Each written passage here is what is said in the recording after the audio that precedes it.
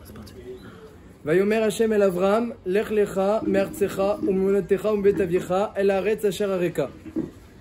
ואעשך לגוי גדול ואברך ואגדל על שמך ויהיה ברכה. Hachem il a dit à Abraham, va pour toi, va-t'en de chez toi, va pour toi, el arrête Asher Areka. Rabbeinu Bechaye il demande, c'est qui Abraham? C'est qui Abraham? On connaît pas. C'est la première fois la Torah elle nous fait un coup.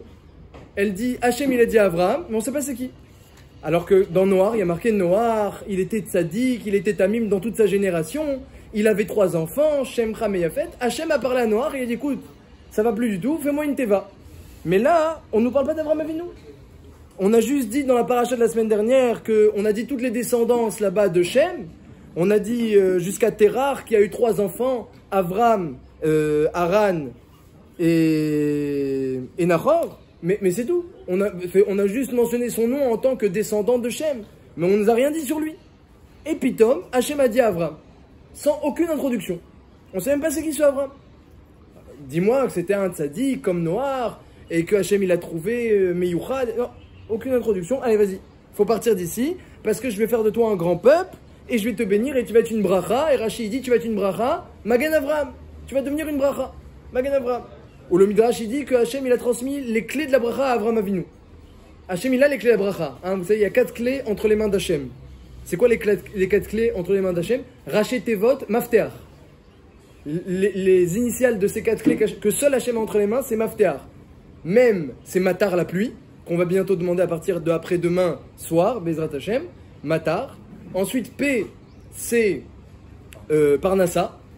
Comme la Gemara elle dit que pluie et Parnassa, c'est pas auto d'avar, les filles Bnei Marava, Machloket Bnei Marava, Rabbi Yochanan, Betrilat Maseret, Ta'anit. Donc nous on va les filles Bnei Marava, donc Parnassa. Tav, c'est Triat Ametim, et Chet, c'est Chaya, ça veut dire la naissance, l'accouchement. C'est les 4 clés qui sont entre les mains d'Hachem, Raché Tevot, Mafteach. Il n'y a que Hachem qui les a entre ses mains. Et il a dit, la clé de la Parnassa, la clé de la Bracha, je la transmets à Avraham Avinu. Avraham, il a transmis à Yitzhak, Yitzhak, il a transmis à Yaakov. Et le Midrash, il dit, et depuis Yaakov, où est la clé? Il dit, au Kohen.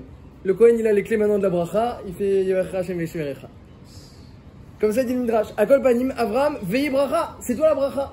Mais Avraham, il a eu plus que les clés de la Bracha. Avraham Avinu, veillez Bracha. Il est devenu une Bracha.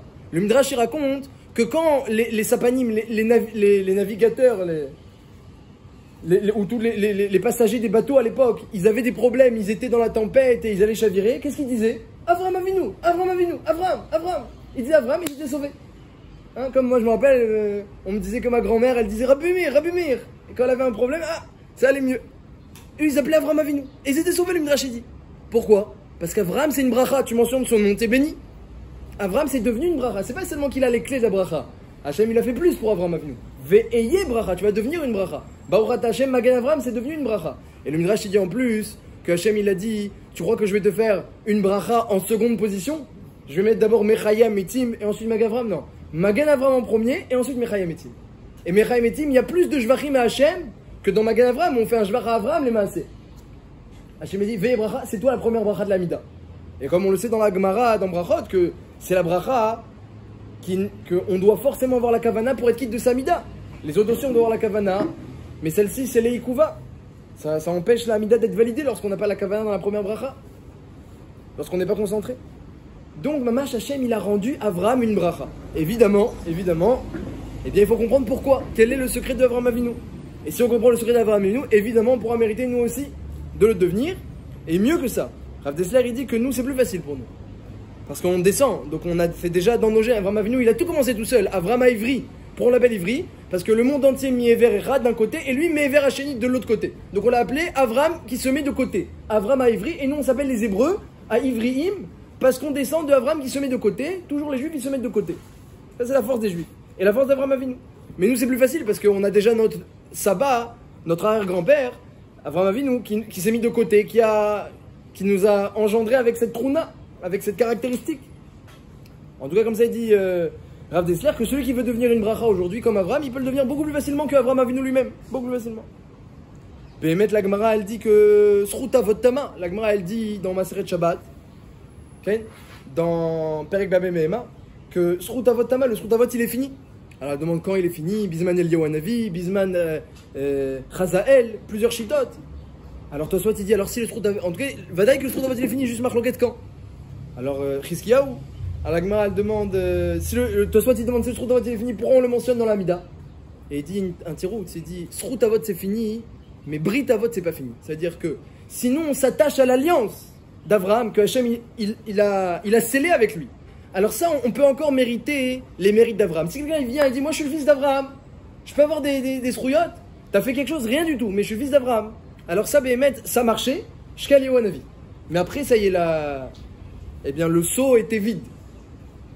Alors, qu'est-ce qu'on peut maintenant faire, dit Tosfot? Brit Avot. C'est quoi Brit Avot? C'est que on s'inscrit dans l'alliance d'Abraham en lui ressemblant, explique Rav Dessler. Et lorsqu'on se met à ressembler à Abraham, on est zoré de son mérite. Et c'est le seul moyen aujourd'hui d'être zoré de son mérite. Et dit Tosfot là-bas qu'un rachat n'aura pas Srout Avot. Comme ça dit Tosfot. C'est vrai que la tzadikim. Alors qu'à l'époque, les descendants de Yitzhak et Yaakov, donc tout le clan Israël, dans toute l'histoire du Tanar, Shkal Yohanavi, il y avait encore Srout Avot même pour les Réchaïm. Hachem il sauvait un rachat parce que tu descends d'Abraham. Ça on n'a plus. Mais on a Brit Avot. Donc Vadaï que le mentionner, ça aide. Et à l'époque, je vous dis même les Goïm, eh bien ils mentionnaient le nom d'Abraham, ils étaient sauvés. Abraham Avinu. Et ils étaient sauvés. C'est une bracha. Abraham c'est une bracha. Ceux qui voyaient Abraham, il était guéri. Hein, il avait une pierre précieuse, ceux qui voyaient Abraham, il était guéri. Les malades, ils allaient voir Abraham, ah ça y est, il est guéri. Comme ça raconte la Gemara. Alcool panim, donc évidemment les secrets d'Abraham Avinu, ça nous intéresse fort. Alors il y a un passage dans la paracha, je pense que c'est le passage le plus difficile à comprendre dans la paracha parce que bon, l'épreuve de partir en Kenaan, on a entendu beaucoup de choses dessus. Le Zikou Yarabim de Avraham Avinu, qu'il fait un misbéar, il est coré autour de lui, Beshem Hashem, et comme il raconte le Rambam, qu'il est Marzir Bitchouva, des dizaines de milliers de gens, il dit le Rambam, des dizaines de milliers de gens, il était Talmidim d'Avraham Avinu. Quand on dit qu'il est parti avec ses Anefesh Ashou Becharan, il dit le Rambam, il y a des dizaines de milliers de gens qui étaient Talmidim qui ne le quittaient pas. Le monde entier était au courant d'Avraham Avinu, connaissait Avraham Avinu et suivait ses enseignements. Mais il avait des dizaines de milliers d'élèves qui l'accompagnaient. Ça, c'est une chose. Donc ça, on connaît, on a entendu parler. Mais il y a un passage de la paracha que, eh bien, jusqu'à cette année, j'ai jamais approfondi. C'est le passage, sûrement le moins compris ou le moins étudié dans la paracha. C'est la guerre entre les 4 rois et les 5 rois. Ça, c'est le moins connu. Et cette année, allez, on rentre dedans. Veille, Bimé, Amrafel, Meler Shinar, Arior, Meler Elassar, Kedor Lomer, Meler Elam, Metidal, Meler Goïm. Donc il y avait 4 rois. Amrafel, qui n'est personne d'autre que Nimrod. Pourquoi? Parce que Amrafel, c'est Amarpoul. Il a dit saute. C'est qui a dit Avram saute? C'est Nimrod. Et Béhémet, comme il dit Rabbeinu Bechaye, on a dit, on ne connaît pas Avram Avinu. Hachem, il a parlé à Avram, on ne le connaissait pas. On a posé la question, Béhémet, Rabbeinu Bechaye demande, pourquoi tu ne le présentes pas à Hachem avant de nous dire que tu le parles? On n'a pas encore répondu. Mais Hachem, on va répondre. Mais il répond par Rabbeinu Bechaye qu'il y a oui un remède sur c'est qui Avram Avinu. Puisque dans la page de la semaine dernière, c'est marqué que Haran est mort à Ur-Kasdim. Donc ça veut dire, au-delà des mentions des noms, que Terach, il a eu plusieurs enfants, Avram, Nahor, Haran, ils se sont mariés avec Milka et Sarai. Au-delà de la mention des noms, il y a écrit et Haran, il est mort là-bas à Ur-Kasdim. Et c'est un remède que qu'est-ce qui s'est passé? Que Bémet, Nimrod, il a dit à Haran, le frère d'Avram Avinu, de sauter dans le feu, comme il a dit à Avram lui-même. Et Haran, il a dit, je vais regarder, si Avram il saute, il est sauvé, je saute aussi. Mais si Avram il saute, il n'est pas sauvé, alors je saute pas. Et il a vu qu'Avram il a sauté, il est pas mort, et il a dit, alors moi aussi je saute, et il est mort. Parce que lui, il a pas sauté avec la Emouna Bachem, il a sauté avec un cheshbon que je me mets du côté du gagnant. Et c'est donc il n'a pas eu le srout d'être sauvé. Donc la Torah, elle a fait une allusion à Avram Avinu, dit Rabbeinu Bechaye. C'est quelqu'un qui saute dans le feu comme son frère, mais qui reste vivant. Puisqu'on te dit, Haran est mort à Our, c'est le feu de Kasdim, et Avram non. Donc il y a une allusion. Mais on ne nous a pas précisément décrit cette épreuve-là, et on ne nous a pas parlé d'Avram Avinu. Ça, c'est la première couche. Dans la suite de la paracha, une guerre. Avec, donc, Amrafel, on le retrouve, celui qui a dit saute, Amarpoul, il a dit saute, c'est Nimrod. On a Arior, c'est le roi de Elassar. Dans la Gemara, lorsqu'on parle de Arior, c'est la Mora Shmuel. Comme ça, la Gemara dit, Arior, il a dit comme ça. C'est qui Arior? C'est Shmuel. Parce qu'il était Chachouf comme le roi de Elassar, qui était un goy, mais il était Chachouf Shmuel, et Rachid il était Melech Bamishpat. Il était tellement fort dans les psakim de Halacha qu'il ressemblait à un Melech, Shmuel. Shmuel, il s'appelait même pas Rav, il n'a pas eu le titre de Rav. Il était médecin. C'était le médecin de Rabbi Yehuda Anassi, Shmuel. Mais c'était le Gadol Ador, avec Rav. Et il était tellement fort dans la halakha pour se trancher qu'on l'appelait le Meler, on l'appelait Arior. Arior. Donc, en tout cas, dans la Torah, Arior, c'est pas la Mora Shmuel, évidemment, c'est le vrai roi de Elassar. Ne pas se tromper. Kedor Laomer, le roi de Elam, donc c'était un descendant de Shem. Kedor Laomer, roi de Elam, Elam qui était lui-même un descendant de Shem. Vetidal, Meler Goïm. Donc il y avait 4 rois. Alors ces 4 rois, ils étaient très puissants. Ils étaient très puissants, surtout Kedor Laomer. Et il avait réussi, Kedor Laomer, à assujettir 5 autres rois qui ne sont personne d'autre que Bera Meler Sedom, Bera le roi de Sodome, Birsha Meler Amora, Shinav Meler Adma et Shem Ever Meler Dvoim. Et la Torah, plein de fois, elle répète les 4 rois, les 5 rois, elle ne manque pas de répéter leur nom. Le Maral, il demande pourquoi tu répètes tout le temps, c'est qui ces 4 rois, c'est qui ces 5 rois, et il y en avait 4, il y en avait 5. Maral, il se demande pourquoi il faut préciser, on dirait qu'on a un livre d'histoire géo. Et les 4 rois, et les 5 rois, et lui c'est ça, et lui c'est le roi de ça. Voilà, Rashi ramène des midrashim. Bera, pourquoi Bera? Parce que Ra la Shamem Vela la briote. Bet Ra. Bet Ra. Mauvais pour les hommes, mauvais pour Hachem. Birsha, parce que Nitala Berisho, Birsha. Il est monté dans sa rishout, dans sa méchanceté. Shinav, c'est quoi Shinav? Sonné Av. Sonné Av. Sonné Av chez Bachamaïm. Il déteste Hachem. Shinav. Et Shem Ever, pourquoi Sam Ever? Il voudrait avoir des ailes pour monter faire la guerre à Hachem. Donc c'est des costauds dans la rébellion. Des costauds. Donc il y avait 5 rois. Et ces 5 rois, ils étaient bémet assujettis à Kedor Laomer. Et pendant, dit la Torah, alors la Torah nous précise exactement les détails de Mamash historique. Pendant 12 ans, ils étaient assujettis à Kedor Laomer. Ensuite, 13 ans, pas la 13e année, dit le Sifter Haramim, mais 13 ans, ils ont arrêté de servir Kedor Laomer, donc ils se sont rebellés. Et la 14e année, Kedor Laomer dit c'est plus possible, je veux retrouver mon pouvoir. Raconte tout ça, la Torah elle raconte comme ça. On ne sait même pas pourquoi. Je veux retrouver mon pouvoir, je vais leur faire la guerre. Donc il réunit ses Chaverim, Kedor Laomer, donc les 4 rois, qui étaient les plus forts en vérité, parce que c'est eux qui arrivaient à assujettir les autres peuples. C'était les plus forts.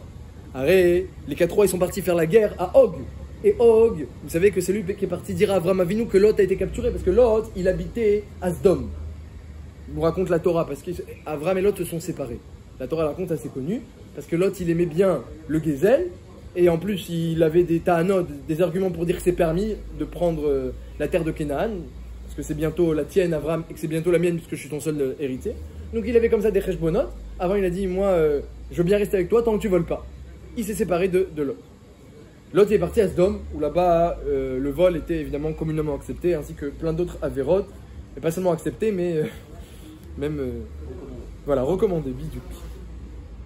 Alcool panim. Alors Omer, la Torah nous raconte que Og, qui était Melech Habashan, le géant, que Moshe Rabbeinu, lorsqu'il a sauté, il a atteint sa cheville avec son bâton. Moshe qui mesurait 5 mètres. Il a été battu par Kedor Laomer et les 4 rois. Il a été battu par Kedor Laomer. Donc c'était vraiment des costauds ces 4 rois. Ils ont battu Og. Og, il a été le seul survivant, le rescapé de toute sa royauté. Il est parti voir Avram Avinu, il lui a dit Lot a été capturé. Évidemment, lui, sa kavana, c'était de prendre Sarah. Il voulait pas du tout sauver Lot ou aider Avram Avinu. Mais du coup, c'est vrai qu'Avram est parti en guerre. Donc la Torah nous raconte la guerre entre les 4 rois et les 5 rois. Les 5 rois, finalement, ils ont été capturés. Le Meler de Sdom, il est tombé dans un puits parce qu'ils ont combattu Emek Hasidim, qui était l'endroit où on prenait la terre, raconte la Torah. C'était là-bas, Malé Be'erot. Il y avait plein de trous là-bas parce que les gens prenaient la terre pour faire l'argile et faire les briques. Donc, les 5 rois, il y en a plein qui sont tombés, d'autres qui se sont enfuis dans la montagne, d'autres qui sont... Le roi de Sdom, il est coincé dans un trou d'argile, comme ça, plongé dans le trou comme ça. Ils l'ont laissé là-bas. Et les 4 rois sont partis à Sdom, ils ont tout ramassé. L'argent, l'or, évidemment les habitants. Et Lot a été capturé. Avram Avinu, il entend ça par Og, le palite, et il dit, on part en guerre. On part en guerre, mais avec qui? Il a pris 318 hommes. Bon, c'est sûrement rien contre les 4 rois qui ont battu Og et qui étaient sûrement beaucoup plus. Et le Midrash, il dit, en plus, il y a marqué après, il y a marqué ensuite, il y a marqué Vaïrdov. Il est parti. Au début, il a pris 318, après il y a marqué Vaïrdov, il est parti. Alors, il y en a qui disent que c'est Eliezer, parce que Gamatria Eliezer 318. Mais il y en a qui disent que non, que Bémet, il a pris 318 hommes. Parce que Ensom Rimanles, il a pris. Après, il leur a dit, est-ce que vous avez confiance en Hachem? Est-ce que vous avez Emouna? Est-ce que vous avez peur? Etc. Et après, il a dit, toi tu vas pas, toi tu vas pas, toi tu vas pas. Comme dans la Torah, dans Parashat Kitetse ou Parashat Shoftim, où le Kohen Gadol, il dit aux gens, celui qui a peur, il rentre à la maison. Qui vient de rentre à la maison. Après, il n'y a plus personne. Comme ça, le Midrash. Et le Midrash, c'est très fort. Le Midrash, il dit qu'avant de faire ça, il leur a mis de l'or, de l'argent aux 318 hommes, de l'or, de l'argent. Il les a payés avant. Pourquoi tu les payes avant? Pour leur dire, n'ayez pas un œil sur le butin. On va pas là-bas pour le butin. N'ayez pas un œil sur le butin, il était très mal cuit. Donc il leur a payé largement avant pour pas qu'ils aient un œil sur le butin. Après il leur a dit mais il faut avoir Emouna pour partir. Après il a commencé à inspecter la Emouna. Personne, il n'y a que Eliezer qui avait Emouna. Ah, Vaïrdov il est parti. Eliezer que j'avais 318. En Gamatria et peut-être en combat aussi, oulai. Il y en a qui disent. Alors, parce qu'il écrit Tranichav, et Tranichav, c'est quoi Tranichav? Le Midrash il dit, c'est celui qui a vraiment Avinu, il était Mechanech Oto. Mais Chanichav, ça veut dire armé, mais ça veut dire éduqué. Hein, le chinour des enfants, hein, c'est les armées contre les épreuves de la vie. Donc Chanichav, il a pris celui qu'il a armé, mais c'est celui qu'il a éduqué dans les mitzvot. C'est Eliezer. Et il est parti. Et ils arrivent là-bas, donc la guerre, et il poursuit Avraham Avinu les 4 Et alors, Vaïchalek Laïla. Hachem, il a séparé la nuit. Vaïchalek Alehem Laïla. Il a séparé la nuit. Il a séparé la nuit. Oui. Qu'est-ce qu'il a fait Hachem? Il a pris cette nuit-là, il a coupé en deux. Shkachatzot, bidou. Il a dit la première partie de la nuit, je te fais des nissim, niflaim Avraham Avinu. Shkachatzot. Et après c'est tout, j'arrête. Pourquoi? Je garde l'autre partie pour Yitziat Mitzrayim. Quand Hachem il est venu en Mitzrayim, Achatzot, il est venu en Mitzrayim, il leur a fait des nissim, niflaim. Ça, cette deuxième partie de nuit, dit le Midrash, c'est la suite de la... Rashi ramène que c'est la suite de la première partie de nuit du combat de Abraham entre eux avec les 4 rois. Donc cette histoire des 4 rois, c'est mamash le shorej de Yetziat Mitzrayim. Mais on comprend toujours pas cette histoire de 4 rois, de 5 rois et quel intérêt. Alors il finit sa guerre Avraham Avinu, tout de suite arrive Malki Tzedek Miyad avec du pain et du vin pour donner à manger et à boire à Avraham Avinu qui avait combattu évidemment. C'est qui Malki Tzedek dit Rashi, c'est Shem. Meler Shalem. C'était Shem. Alors, pourquoi il est venu? Parce qu'il il aurait pu avoir du ressenti. Parce que Kedor Laolmer, c'est qui? Meler Elam, le roi de Elam. Donc, descendant direct de Shem. Donc, Avraham Avinu, il a tué, parce qu'il a tué, le descendant direct de Shem. Shem, il vient tout de suite. J'ai pas de Kpeda. Je sais très bien que tiens, Tzadik, parfait. Et lui, Shem était Cohen. Lesquels Elion, c'était le Cohen. Cohen, lesquels Elion, il était Cohen, Shem. Et il a dit, j'ai aucune Kpeda, regarde, je te donne du pain, je te donne du vin, je te réconforte de ta guerre, je te renforce. Et il a fait une bracha à Avraham Avinu, Baruch Avraham lekel Elion, Kone Shamim Varetz, ou Baruch kel Elion. Il a béni Avraham, il a béni Hachem. Juste après la guerre, dans le même passage. C'est pas au même endroit. Parce que Malkitek, il était à... Vayetse. Il y a Choliot qu'il est venu. Il y a Choliot qu'il est venu. Il y a Choliot qu'il est venu. Il y a Choliot qu'il est venu. En tout cas, c'est dans la Torah, c'est collé. Dans la Torah, c'est collé. Il est venu tout de suite pour apporter du pain et du vin à Abraham, montrer qu'il n'a pas de Kpeda contre lui. Après, il y avait plein de gens qui avaient des doutes sur la grandeur d'Avraham Avinu. Alors Hachem, il a fait un S. Vayetse Meler Sdom Ikrato. Le roi de Sdom, on a dit, il était dans son argile. Il était coincé dans le puits. Qu'est-ce qui s'est passé? Il y a eu un S. Quand Avraham Avinu est passé devant le puits, Pitom, il est sorti du Titayaven, il est sorti de l'argile du fond de son puits. Bénès, les gens, dit le Midrash, ils ont cru les Mafréa à Ur-Kasdim. Ils ont cru, maintenant ils ont accepté de dire qu'Avraham Avinu, Bémet, il a oui été sauvé de Nimrod dans le feu. Les gens ils disent non, c'est pas vrai cette histoire du feu, c'est des sipourim de grand-mère, etc. Quand ils ont vu ce miracle-là, ils ont été ma'aminim les Mafréa. Comme ça c'est marqué dans le Midrash. Donc Shem arrive, il donne du pain, il donne du vin, il fait une bracha à Avraham Avinu. Qu'est-ce qu'il fait Avraham Avinu tout de suite? Qu'est-ce qu'il fait? Tu rencontres à Cohen, qu'est-ce que tu fais? Vaïtenlo Maaser Mikol. Il donne son Tromot et Maasrot. Évidemment, t'as Cohen. On va pas. Depuis le temps que je fais Tromot et Maasrot et je rencontre un Cohen, c'est le moment de lui donner. Parce que Tromot et Maasrot, il y a 2 halakim. Il y a le prélèvement et le don. Nous, on prélève encore aujourd'hui. Mais on n'a plus de Cohen. On n'est plus sûr de la Keuna des Kohanim. Et en plus, eux-mêmes, ils sont Tmeim. Donc, on leur donne plus le Tromot et Maasrot. Mais, à l'Kolpanim, il y a une mitzvah de prélever, une mitzvah de donner. Donc voilà, il a rencontré un Cohen, tout de suite, il lui donne. Et Avraham, il dit, et le Cohen, Shem, il dit Baruch Avraham et Baruch kel Elion. Comme dans Magan Avraham et Mechaya Mitzim. Ça, c'est la 4e montée de la paracha. Dans la suite de la paracha, toujours dans le même passage, Il y a le roi de Sdom, évidemment, qui est sorti bénès, il se sent redevable envers Avram Avinu. Alors il lui dit, écoute Avram d'ailleurs à l'époque, Magi Alecha, tu t'as combattu, tu t'es fatigué, ça t'a coûté de l'argent, ça t'a coûté des hommes, c'était pas facile la guerre. Donc le butin, Magi Alecha. Avram Avinu, Miyad, il est kofet, Venishba, Miyad, il fait un serment, Arimoti a dit, je lève la main, et fais le serment au roi de Sdom, attention, je vais pas te prendre, route, même pas un fil, route, une lanière, Vatrornal, même pas un lacet de chaussure, ni un fil, ni un lacet de chaussure. Rien du tout. Pour pas que tu dises Agné Chartier et Avram, c'est moi qui ai donné de l'argent à Avram Avinu. Pour pas que tu dises ça. Arrête, Magialo, c'est le derrière quand on fait une guerre, il y a un butin. Il veut pas. Il fait même une joie. Il dit écoute, paye mes chaverim, eux ils sont pas avec moi, paye mes chaverim, qui étaient Mamré, Aner, les chaverim, les Balébrites, les chaverim de Avram Avinu. Eux paye-les, mais moi je te prends pas un franc. Ça c'est le passage de la guerre. Juste après, nouvelle paracha. Donc là, c'est la fin de la paracha. Nouvelle paracha. Qu'est-ce qui se passe? Révélation d'Hachem à Avram Avinu. Achare adevarim haele, ayat var Hachem el Avram. Bemachazé. Il s'est révélé à Hachem. Et il lui a dit, Altira Avram, n'aie pas peur. Anochi magen lach, je te protège. Srachar bemeot, ton sachar, il est grand. Rashi dit qu'Avram Avinu, il avait peur. Il a peur Avram Avinu. Parce qu'il a eu des nissim. Donc ça fait diminuer les srouillottes. Il a tué des gens. Donc peut-être qu'il a chelek bageina. Il avait peur qu'à cause de cette guerre, ça va lui coûter beaucoup, ça va lui coûter cher. Hachem, il vient, dit, j'ai vu tes actions, tu es naki les gamrés de ce que tu as fait, l'énissim, c'est pour moi, srachar bemiot, ton sarar, il est grand, anochi magen lar, je suis ton magen Avram. De là, on apprend la bracha de magen Avram. Hachem dit à Avram, je te protégerai toi, Léolam Vaed. Avram Avinu, qu'est-ce qu'il répond? Hachem Elokim, matiten li, ve anochi oler hariri. Qu'est-ce que tu peux me donner? Et moi, je vais rester maintenant stérile. Comme ça, Avram Avinu, il parle à Hachem. Matitenli va anochi oler hariri.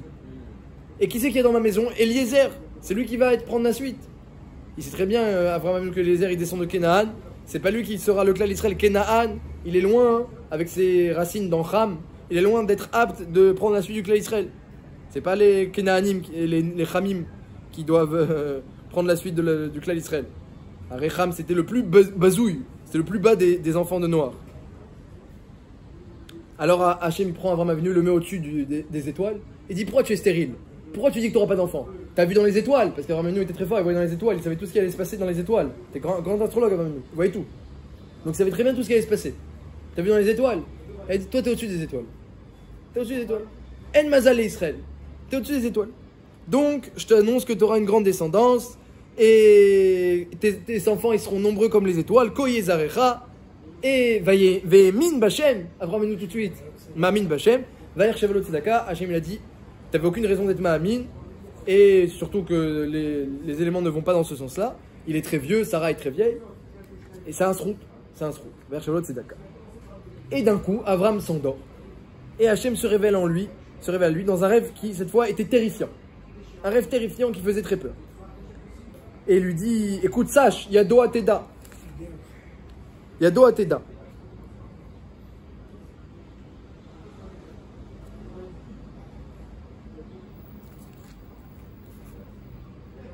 Oh. Oui, non, alors, à ce moment-là, il a fait un rêve. Oui, non, d'abord, oui, c'est vrai. Avant le rêve, d'abord, il y a eu d'abord le Brit, bravo. Et le Brit Ben Ametarim, et après, il y a eu le rêve. D'abord, Avram Avinu a demandé à Hachem, Bame Eda Ki Rachena. D'abord, Avram Avinu, une fois qu'il a entendu qu'Hachem lui a promis des enfants, il a dit Bame Eda, mais par quelle route ils vont se maintenir? Bame Eda, littéralement, comment je vais savoir qu'ils vont se maintenir? Comment je vais savoir? Je ne comprends pas comment ils pourraient se maintenir le clan d'Israël. Arrête, tu vois bien, Dora Mamboul, il ne s'est pas maintenu, le Sdom, ils ne se sont pas maintenus. Comment ils vont se maintenir? Qui a dit qu'ils vont se maintenir? À chaque génération, il y a des fautes et on ne se maintient pas. Bame Eda. Alors il lui a dit prends un par, prends un aise, prends des animaux et coupe-les en deux. On va faire Brit Ben Ametarim et tu vas voir qu'ils vont se maintenir. Par contre, le tzipor, ne le coupe pas en deux. Parce que les nations, elles sont représentées par les gros animaux. Le clan d'Israël est représenté par la Yona, la colombe, le pigeon, la Yona. Donc, le Yona ne le coupe pas, les autres coupe-les. Et ça te montre que les nations ne se maintiennent pas, c'est vrai. Mais le clan d'Israël qui ressemble à une Yona, il va se maintenir. La Gemara, elle raconte pourquoi le clan d'Israël il ressemble à une Yona. Ah, vous connaissez le Sipo? en petite parenthèse, un sipour très joli. La Gemara raconte que les tefilines ont besoin d'être mis avec un gouf naki. Lorsqu'on met les tefilines, il faut un gouf naki, qu'est Elisha Kanfe Yona, comme Elisha Kanfe Yona. Comme ça raconte la Gemara au début de Bamé Tomni. Daf même tête à Moudalef, la Seret Shabbat. Donc au début de Bamé Tomni, la Gemara raconte que Elisha Kanfe Yona, lui, il faisait très attention à son gouf. Mais pourquoi on l'appelait Elisha Kanfe Yona? Alors parce que Klal Israël ressemble à une Yona. Et mais quel rapport avec Elisha? On l'a dit, Klal Israël ressemble à un oiseau, comme dans Brit Ben Etarim. Alors la Gemara raconte que les Romains avaient dit que celui qui met les tefilines, on lui perce le cerveau. Comme ça c'est marqué. Inakro mocho. On lui perce le cerveau. Inakro mocho. Comme elle dit la Gemara dans Perek Elul Trefot, celui qu'on lui perce le cerveau, il est trèfle. C'est-à-dire il tient pas, il vivra pas longtemps. Même une bête, elle n'est pas cachée. On lui perce le cerveau. Alors Elisha Kanfe Yona, évidemment, il mettait les tefilines. Évidemment. Il mettait les tefilines. En plus, Shat Hashmad, on a le droit de faire ça lorsqu'il y a une oppression religieuse contre la Torah. On a le droit, même de Pikuar Nefesh, de transgresser d'autres interdits que les 3 capitales. Lorsque c'est seulement par intérêt pour le goy, on transgresse que les 3 capitaux. Mais lorsque c'est une oppression religieuse qui veulent effacer la religion, alors Messirut Nefesh, on se bat comme à Hanouka, les Maccabim, eh bien, ils sont sortis même pour les korbanot, ils ne voulaient pas arrêter les korbanot. Donc, Elisha Kanfe Yona, il mettait les tefilines. Et évidemment, un jour, il y a un chef romain qui l'a vu, Kasdor Echad Shera Auto, et qui lui a couru derrière. Et Elisha, il a couru, il a enlevé ses tefilines. Tosfot, il dit, tu vois que Elisha, il était khalash dans les tefilines. Pas là-bas, mais dans une autre masechet, qui raconte khalash, parce que normalement, il aurait dû se laisser tuer. C'est ça la lacha. Là, il les a enlevés. Bon, mais parmi les khalashim, c'est sûrement le plus khazak. Il enlève ses tefilines et met les mains derrière le dos. Arrive le romain, il dit, mais qu'est-ce que tu as dans les mains? Il dit, Kanfe Yona, des ailes de colombe évidemment. Et il dit, montre-moi, il sort ses mains, évidemment, il a des ailes de colombe dans les mains, parce que quelqu'un qui est Moser Nafsho pour Hachem, même s'il y avait une petite bémol d'après Tosfot, mais quelqu'un qui est Moser Nafsho pour Hachem, il est Zoché des miracles. Lorsque tu vas au-delà de ta nature, Hachem il va au-delà des lois de la nature, mesure pour mesure. Donc il va au-delà de la nature, il s'est sacrifié, il a eu un Kanfe Yona. On l'appelait depuis Elisha Kanfe Yona, il continue à mettre les tefilines. Et la Gemara dit, mais pourquoi Yona? Parce que le Klal Israël ressemble à un oiseau. Mais pourquoi Yona? Alors il dit comme ça. Il dit parce que parmi tous les oiseaux, il y a un Bimiuchat qui ressemble au Klal Israël, c'est la Yona. Parce que la Yona, elle se protège des ennemis avec ses ailes. Pas avec ses pieds, pas en combattant, elle met ses ailes comme ça et elle se protège. Autant d'avoir le Klal Israël, il se protège avec les mitzvot qui ressemblent à des ailes. Tachat Kanfe Ashrina. Les mitzvot, elles amènent la Shrina et la Shrina, elle s'appelle des ailes. On dit qu'Hachem il te couvre Bekanfe Ashrina, avec les ailes. Donc comme on se protège avec nos mitzvot, on ne prend pas des armes à feu, on prend pas on fait pas toutes sortes de projets, de combines pour être sauvé. Lorsqu'on a un problème, on se renforce dans les mitzvot. Donc on se protège avec nos ailes, les ailes de la Shrina. Alors au Todavar, on ressemble à une Yona, ça a fait mériter le nom de Kanfe Yona. Donc pour revenir maintenant à la paracha, Hachem dit à Abraham Avinu, tu coupes tous les animaux en deux, mais la Yona, tu la coupes pas. Le tzipor, tu le coupes pas parce que c'est le Klal Israël qui, lui, se maintiendra. Ensuite, il y a le rêve Miyad dans la paracha. Il y a un rêve effrayant. Il y a Doa Teda. Sache que tes enfants seront esclaves en Égypte. Et le Midrash, il dit que Hachem, il a été méramez à toutes les galouillottes. Là-bas, il y a marqué que Tardema, Nafla, Vayavo Hashemesh, Ine Emar Hashecha. Le Midrash, il dit, ça c'est Malchut Yavan, ça c'est Malchut Romi. Allusion à toutes les Arba Galouyot. Les Arba Galouyot sont en allusion là-bas. Donc, Mamash Hachem, il a montré à Abraham Avinu toutes les péripéties et les exils et les dangers qui allaient planer sur le Klal Israël. Et Mefourash, explicitement, il a parlé de l'Égypte. 400 ans, ils vont être esclaves dans un pays qui n'est pas le leur, chez les Égyptiens. Et en allusion, il lui montre toutes les exils. Et il lui dit, Yado Ateda, sache. Qu'est-ce qui s'est passé? Pourquoi il lui dit ça? Alors, les Mefarshim, le Ramban, le Midrash, ils remarquent que juste avant, comme vous l'avez dit, avant ma venue, il a dit Bama Eda. Comment je vais savoir que le Klal Israël va se maintenir? Comment je vais savoir? Et sur ça, immédiatement, Hachem dit Yado Ateda, tu vas savoir. Et il lui montre un rêve effrayant. Alors le Midrash, il dit comme ça. Le Midrash, il dit qu'Avraham Avinu, il avait un problème. Que comment on va être sûr de se maintenir? Comment on va être sûr? Alors le Midrash, il dit qu'Hachem, il a dit Bisrout à korbanot. Alors il a dit prends des animaux, coupe-les en deux. Tout ça, c'est quoi? C'est des korbanot. Ça fait allusion aux korbanot. Qu'Avraham Avinu, il prend des animaux et les coupe en deux. Ça fait allusion aux korbanot.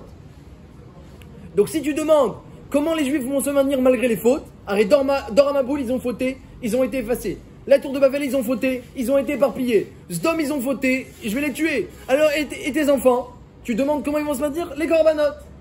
Ah, mais les corbanotes, c'est bien, mais quand on n'a plus le Beth Amikdash, a demandé Avraham Avinu. Bah, Maïda. Alors, il lui a dit, t'as plus le Beth Amikdash. Alors, eh bien voilà, il y a ce route-là. Il y a ce route des galouillotes. Ils vont être en galoute, il y aura des épreuves. Et baiser, il y a Doa Teda. Maintenant, tu vas savoir qu'ils vont se maintenir. Et ça, voilà, fin de la paracha. Donc on a devant nous des parachiotes, on s'est un petit peu allongé, mais c'était nécessaire parce que c'est des parachiotes qu'il faut étudier, même dans les rachis, ils sont très riches, il y a beaucoup de nékoudotes intéressantes dans Rashi. Deux parachiotes en face de nous, la guerre et le brit ben Etarim avec le rêve. Les deux parachiotes, elles sont collées, Bémet le Midrash, il dit que c'est cachot. Ah, quel est le lien déjà entre les deux parachiotes? Pourquoi juste après la guerre, eh bien, il y a l'alliance entre les morceaux et le rêve d'Avraham Avinu des Galouillotes? Quel est le lien entre les deux? Ça, c'est une question qu'on peut se poser. On a demandé quelle importance de parler de la guerre. Pourquoi parler de la guerre? On a l'impression qu'on est dans un sipour d'histoire. Les 4 rois, les 5 rois, quel intérêt de nous parler de tout ça? Bémet, j'ai vu que le Mahara, demande pourquoi il y a des guerres?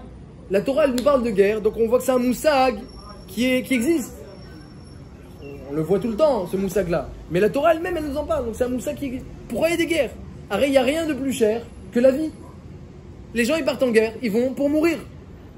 Pourquoi les gens, ils font des guerres? La Torah, elle nous en parle comme si c'est un concept qui existe. Mais c'est incompréhensible, ce concept, si tu réfléchis bien. Tu pars en guerre, si on te dit c'est quoi le plus cher pour toi? C'est la vie. Et là-bas, tu vas gagner quoi, la vie? Non, même pas. Après, tu vas en guerre. Alors, si déjà on parle de guerre dans la Torah, essayons de comprendre comment c'est possible que ça existe un tel concept. Que la Torah accepte ou conçoit en tout cas. Conçoit.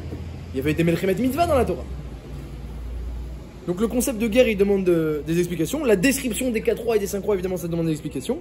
Avraham Avinu, qui tout de suite après la guerre, il dit à Hachem, mais qu'est-ce que tu peux me donner de façon? Et Hachem lui dit, alors regarde, prends les corbanotes, séparez-les en deux. C'est ce route-là. Tu auras des enfants et ce route-là, il va les maintenir. Et sinon, il y aura des exils. Quel rapport avec la guerre, avec la rencontre avec le roi de Sdom et la rencontre avec Shem?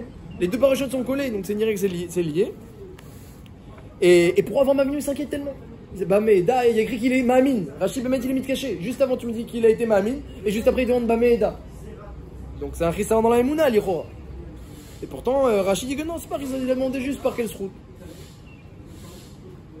D'après le Ramban, si Avraham Avinu n'avait pas dit Baméda, il n'y aurait pas eu besoin de la Xéra de Mitzrayim Yado Ateda. Donc il y a même une conséquence de ce chissaron. Mais on voit quand même d'un côté, on dit qu'Avraham est le Emouna, et qu'Ajbrou il a dit, et c'est ce route, tu as Emouna, et c'est ce route. Évidemment, la première question qu'on a posée au début du shiur, c'est comprendre la notion de la bracha, qu'Avraham Avinu est devenu bracha. Baruch Avraham, il a dit Shem, Baruch Kel Elyon, béni est Avraham, béni est Hachem. On voit cette notion de bracha, qu'Avraham Avinu lui-même il est devenu bracha, et qui permet à Hachem d'être béni. Baruch Avraham, Baruch Kel Elyon. Ah, donc comprendre un peu la notion de bracha. Des choses très intéressantes évidemment, qui expliquent pourquoi parler de guerre, comment comprendre cette notion-là, quel rapport avec l'alliance entre les morceaux, et le mérite d'Avraham Avinu, qui rencontre Shem, les oreilles d'une bracha. Et tout de suite, il lui donne le maaser, et juste après, il y a l'alliance entre les morceaux. Toute la continuité de tous ces événements-là, en réalité, c'est tout ça, il y a un fil conducteur, c'est Smurim la ad leolam, asumim veyachar, tout ce qui est collé dans la Torah, c'est pas pour rien, Smurim la ad leolam. Asumim be'emet veyachar, c'est emet veyachar. Il faut comprendre un petit peu le mahalar. Alors, il explique comme ça, le maharal. La notion de guerre que la Torah accepte, elle nous montre qu'il y a quelque chose qui est plus important que la vie. Béhémet, c'est pas plus important que la vie, Béhémet. Mais aux yeux des hommes, il y a une importance encore plus que la vie. Et pourquoi Gashbourou il a permis cette chose-là? Parce que Béhémet, il y a quelque chose de vrai. Il y a quelque chose de vrai. Dans cette guerre, pour le pouvoir, il y a quelque chose de vrai. Le Maharal, il dit que le but de la création du monde, on le sait, d'après le Zohar, on le sait bien d'après le Zohar, le but de toute la création, c'est quoi? C'est la Malchut. Hachem Eler, Hachem Malach, Hachem Imlor, l'Olam Ved. Le but, c'est la Malchut. Adon Olam, Asher Malach. Beter Enkol, Yitzir Nivra. Le Etnasa Becheftokol, Azaï Meler, Shemonikra. Akash Borou, il a tout, lui. Il était déjà roi avant tout. il avait tout déjà. Asher Malar Beterem Kol, Yetzir Nivra avant que tout soit créé. C'était déjà le Adon Olam. Il a tout, il a pas besoin de nous. Aval, une fois qu'il a tout créé, les Etna Asa Bechef Sokol, quand tout a été fait selon sa volonté, Azaï Meler Shemonikra. Il a été appelé roi. C'est-à-dire que Akadosh Baruch Hu, il a créé la notion de Malchut, la royauté d'Hachem. Avant, elle existait, mais après, elle est sortie. Elle a été appelée, elle est sortie la poêle. Mi Aïn ex nihilo. Elle existait, maintenant elle est apparue. Et pourquoi Hachem il a fait ça? Alors le Ramchal il dit, et le Harizal aussi, ils disent que tout le but de tout ça, on sait même dans les sphirotes, dans les sphères de la Kabbalah, eh bien la première c'est le Chesed, dans les 7. Et la dernière, la plus basse, c'est la Malchut, c'est-à-dire c'est le but. C'est le but, c'est le Tachlit, c'est le but le plus... Quand il y a l'Ishtal Shelut, Akadosh Baruch Hu, il fait descendre tous ces flux, c'est pour arriver au final à la Malchut, et c'est nous qui la représentons. Et c'est ce monde-ci. Donc Akadosh Baruch Hu, il a tout créé pour la Malchut. Et cette Malchut, et donc elle a un côté plus important que la vie. Puisque tout a été créé pour ça. Alors Amra, il dit pourquoi Hachem il a besoin, il était déjà à Donolam Asher Malar. Il a besoin de faire tout ça, non, il n'a pas besoin. Mais quoi? Il veut nous permettre, nous donner le plus grand recette qui existe, comme ça explique le Ramchal dans Derech Hachem, et dans Da'at Advonot, et le Harizal il dit pareil. Hachem il veut faire du recette, et c'est quoi le plus grand recette qui existe? C'est de permettre à ces créatures, à nous les Neshamot du clan d'Israël, de représenter la Malchut d'Hachem. C'est ça le plus grand recette qui existe. La raison pour laquelle on voit cette tendance, ce concept que les gens sont capables de combattre et de donner leur vie pour la Malchut, ça montre qu'Hachem il a ancré dans l'âme humaine que la royauté, elle est plus importante que la vie. Il a ancré dans l'âme humaine, les gens sont prêts à faire des guerres. Le fait que l'humanité est prête à accepter la notion de guerre, c'est bien la preuve que c'est ancré dans l'homme, alors qu'il y a plein de choses pour lesquelles les hommes ne se tuent pas. Un homme ne se tue pas pour n'importe quoi. Mais pour la royauté, il se tue. Pour le pouvoir, il est capable de se tuer, il fait des guerres. Donc pour Hachem, il a ancré ça dans l'homme, pour que l'homme ensuite, quand il arrive à évidemment orienter cette force, parce que cette force, on peut l'orienter vers le mal, on peut l'orienter vers le bien, eh bien, il va être quelqu'un qui va représenter la royauté d'Hachem sur terre, contre vent et marée, et même au péril de sa vie, Messirut Nefesh, combien de fois le clan d'Israël, il a fait Messirut Nefesh pour la royauté d'Hachem. Et il y a un midrash très intéressant. Il y a un midrash qui dit, comme ça, que qu'est-ce qu'ils voulaient les 4 rois? Il y a un midrash qui dit, qu'est-ce qu'ils voulaient les 4 rois? Pourquoi ils ont fait la guerre aux 5 rois? Alors dans le texte c'est marqué, ils voulaient récupérer le pouvoir, dans le texte. Le midrash il dit non. D'après la vision secrète du midrash, il ramène un pasouk, et il dit le midrash, Omer un midrash, Cherev patrou rechaim, leapil ani vevion, lidvoir ishre darer. Un pasouk du Dilim qui dit, ces rechaim là, Cherev ils ont pris les armes, pourquoi? Juste pour toucher le ani vevion, un pauvre homme. C'est qui ce pauvre homme? Lot. Pourquoi ils voulaient faire ça? Lidvoir ishre darer, pour pouvoir tuer Lidvoir. Lidvoir c'est faire la shrita de celui qui est Yachar. C'est qui est Yachar? Avram Avinu. Donc toute la guerre de Kedor Laomer, le roi de Elam, et des 3 Chaverim de Kedor Laomer, les 4 rois contre les 5, c'est seulement parce que dans les 5, il y a le roi de Sdom, Béra. Le roi de Sdom. Et lorsqu'ils vont réussir à toucher le roi de Sdom, ils vont attraper Lot. Et évidemment, qui c'est qui va venir tout de suite? Avram Avinu. Et on va pouvoir tuer Avram Avinu. Ça, c'est le but de Kedor Laomer. Tu le sais, mais pas du tout. Dans la Torah, c'est marqué. Ils voulaient faire la guerre aux 5 rois pour récupérer le pouvoir. Midrash, non. C'est ça qu'ils voulaient. Explique le Maharal. Encore une fois, c'est Otto Davar. Les deux sont vrais. Le pshat, il est qu'ils ont fait la guerre contre les 5 rois. Ils voulaient récupérer le pouvoir. Mais est-ce qu'on peut récupérer le pouvoir en laissant Avram Avinu vivant? Avram Avinu connaît Shemaim Varet. Baruch Avram connaît Shemaim Varet. C'est marqué dans la parasha cette semaine lorsqu'il a rencontré Shem. Il a gagné la guerre. Qu'est-ce qu'il a dit à Shem? Il a dit, mais tu sais que tu as fait acquérir le ciel et la terre à Hachem? Avram Avinu, lui, c'est celui qui a combattu pour la royauté encore plus que Kedor Laomer et ses Chaverim. Encore plus que le roi de Sdom. Parce qu'il combat pour la royauté d'Hachem. Et toute sa vie, Avram Avinu, c'est la royauté d'Hachem. Et donc, lorsque quelqu'un veut récupérer le pouvoir, et surtout c'est quelqu'un d'intelligent, il dit, je veux pas seulement récupérer le pouvoir des êtres humains. Je veux récupérer même le pouvoir qu'Avram a donné à Hachem. Parce que maintenant le monde entier il parle de la royauté d'Hachem à cause d'Avram Avinu. Nessi Elohim Atabetochenu. Avram Avinu, tout le monde connaît Hachem grâce à Avram. Donc le pouvoir, il est partagé maintenant. Même si je gagne, Sdom dit Kedor Laomer, j'ai pas rentré le pouvoir. La vraie intention de Kedor Laomer de ça, c'est récupérer le fond du pouvoir qui était entre les mains d'Abraham qu'il a donné à Hachem. Comme ça le Midrash.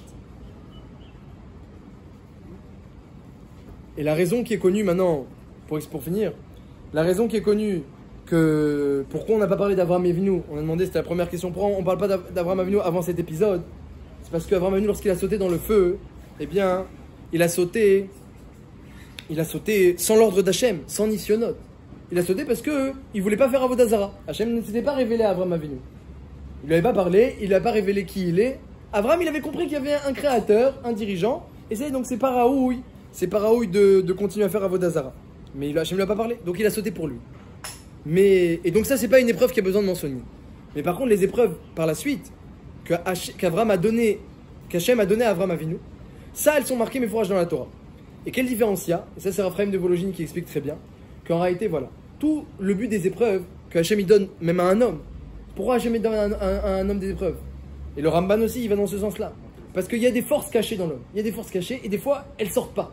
L'homme, il ne sait pas les sortir. Lorsque l'épreuve arrive, il sort les forces. Comme on a vu des fois dans un incendie, qu'il y avait un enfant qui était coincé, et une maman, elle a soulevé une poutre qui pesait 2 fois comme elle. On a vu plein d'histoires comme ça, on a entendu. Pourquoi? Comment c'est possible? C'est qu'en réalité, lorsqu'il y a une épreuve, il y a des corottes qui sortent. Donc Hachem, lorsqu'il donne une épreuve à un homme, il envoie une épreuve, et surtout que lorsqu'il lui ordonne cette épreuve-là, c'est que c'est une épreuve qui va être constructive. Et alors que lorsqu'il y a des épreuves dans la vie que nous-mêmes on se met, c'est pas forcément constructif.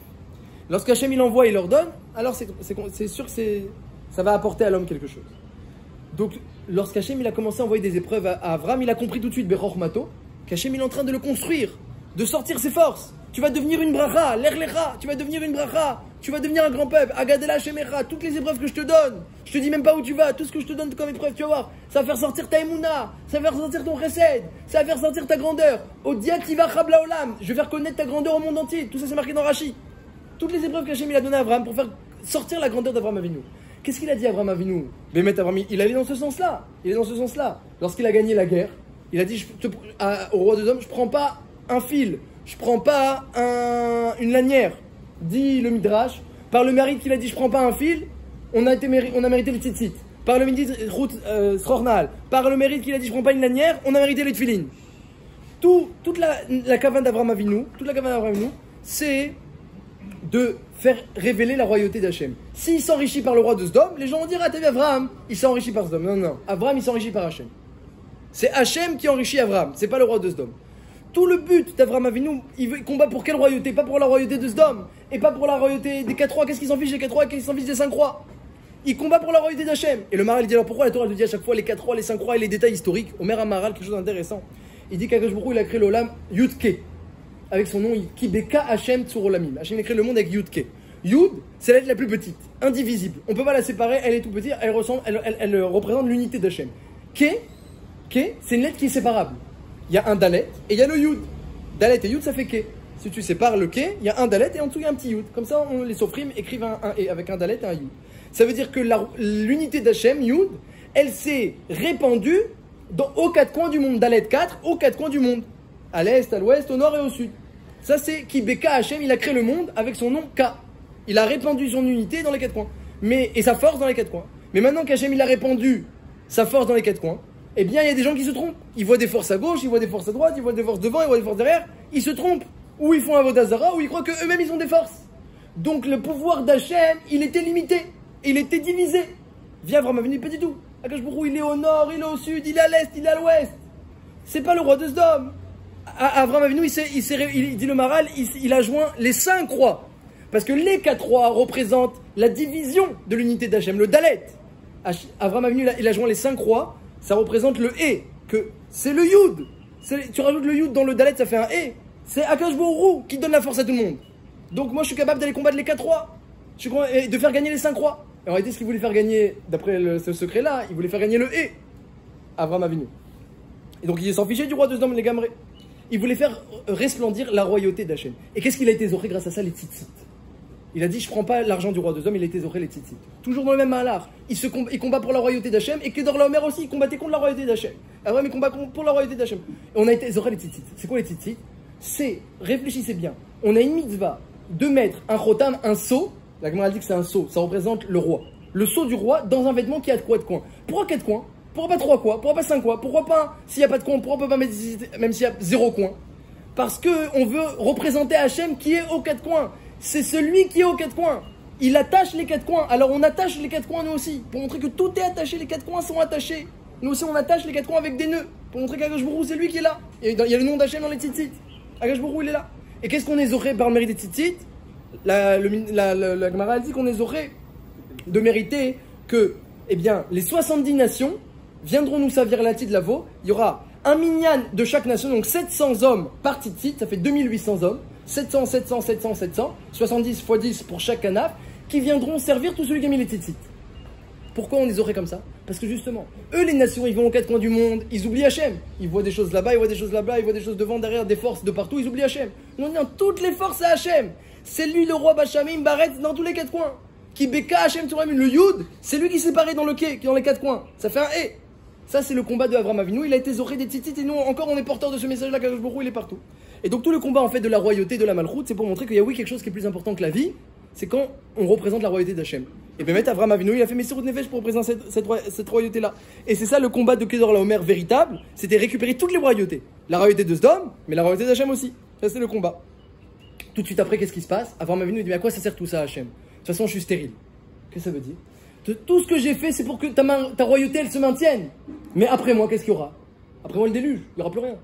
Parce qu'il sait bien qui c'est qui va prendre la suite. Ishmaël, il n'est pas capable, il n'y a même pas encore Ishmaël. Eliezer, il n'est pas capable, il descend de Ham. Qui va prendre la suite?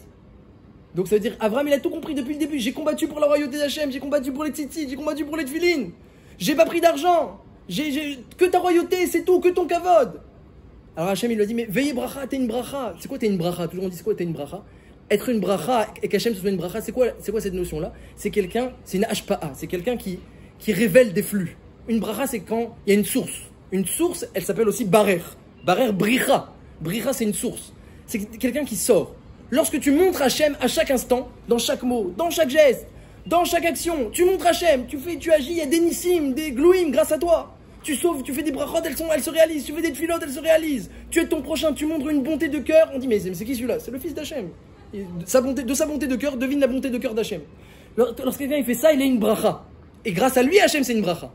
Hachem, il veut révéler sa grandeur et sa bonté et sa royauté. Encore faut-il quelqu'un de l'épaule, de la trempe d'Avraham Avinu qui veut bien révéler tout ça. Ça, c'est Avraham Avinu. Et donc, Zéhi Braham, mais j'ai pas d'enfant. Alors, ça va pas se maintenir, ta royauté. À quoi ça sert tout ça? Et là, Hachem, il lui a promis, tu auras des enfants. Mais comment ils vont se maintenir? Eux aussi, ils vont fauter. Et comment ils vont se maintenir? Les corbanotes. Fait l'alliance des morceaux, ils auront des corbanotes. Et quand il y a plus le Beth Amikdash, alors le Midrash, il dit, ils liront les corbanotes, comme vous avez dit le Midrash. Et c'est bim comme un korbanot, comme vous avez dit le Midrash. Mais Avraham Avinu, ça ne lui a pas suffi. Il a dit, mais quand même. Alors qu'est-ce qu'il a fait Avraham Avinu? Tout de suite, il a donné le Maaser Mikol à Shem, juste après la guerre. Parce que Bémet, le Maaser, la Tzedaka, ça remplace les corbanotes. Les corbanotes, c'est quoi finalement? Tu donnes de l'argent qui t'appartient pour le Beth Amikdash. La Tzedaka, c'est pareil. Tu donnes de l'argent qui t'appartient pour les pauvres. Arrête, les pauvres, c'est marqué que c'est les plus proches d'Hachem. Mishpachat Hachem. Les plus proches. Et Akadosh Baruch Hu, il voudrait bien leur donner, mais il veut nous laisser le mérite à nous. Et leur donner une capara à eux. Donc, eh bien, les proches, les pauvres, lorsqu'on leur donne de l'argent, c'est comme un korban. La Gemara elle dit, qu'est-ce qu'on fait aujourd'hui? On n'a plus de korbanot. On a le shulchan. Pourquoi le shulchan dit Rashi? Parce qu'on invite les pauvres, comme ça dit Rashi. À shulchan, c'est remplacé korban parce qu'on invite les pauvres. Tout ça pour dire que Avraham Avinu, il a compris que la raison pour laquelle il n'y aurait pas de maintien dans ses descendants, c'est à cause de la matière. Hachem il dit, il y aura les korbanot, ils vont donner la matière, les juifs. Mais et s'il n'y a plus de korbanot, il n'y a plus de Amidash, ils vont donner la tzedaka, les juifs. Ils vont donner le maaser, les juifs. Mais s'ils n'ont pas donné le maaser, qu'est-ce qu'il y aura? Les galouillottes. Les exils. Qu'est-ce que c'est? Les exils, les souffrances, c'est aussi un don de matière. Mais malgré nous, on n'est pas d'accord. On n'est pas volontaire. C'est pas de plein gré. Mais Hachem, il envoie des choses qui nous privent d'une sérénité matérielle. D'où ça vient tout ça? C'est le maintien du clan d'Israël. En réalité, le clan d'Israël, il se maintient très très bien si on était comme Avraham Avinu. Si on faisait tout pour la royauté d'Hachem et pas pour notre royauté à nous. Mais Avraham, il savait que des fois, non, on va agir pour nous, on va pas agir pour Hachem. Alors, il y a les corbanotes, tu vas donner pour Hachem. Mais s'il n'y a pas le korbanot, tu vas donner la tzedaka. Mais s'il n'y a pas la tzedaka, eh ben, il y aura des épreuves qui vont t'obliger à donner de ton argent et de ton temps, etc. Donc tout ça, c'est le mahalar, tout ça, le mahalar de la faire régner Hachem. Faire régner Hachem, c'est le plus important. Et donc on comprend pourquoi on nous parle des guerres, pourquoi on nous parle des rois. Et Avraham Avinu, il s'est mêlé. Et tout ça, c'était contre Avraham Avinu, dit le Midrash. Et tout ça, c'est pour les enfants. Parce que les enfants, c'est eux qui vont faire maintenir la royauté d'Hachem. Donc, en réalité, il y a un sens profond à toute cette description-là. Et il y a une notion qui ressort, c'est que la malchoute, eh bien, c'est une notion très très rachouva dans la Torah, et qui est ancrée dans l'âme de l'homme, et c'est même ancré que c'est plus important que la vie. Parce que le she'ifa de l'homme, c'est la malchoute d'Hachem. Je dois révéler, être une bracha, révéler la malchoute d'Hachem à chaque instant, par la bonté, par la tzedaka, par le chesed, par les mitzvot, révéler la royauté d'Hachem à chaque instant, et jusqu'à que le monde entier soit rempli de la royauté d'Hachem. C'est ça notre but. Exactement.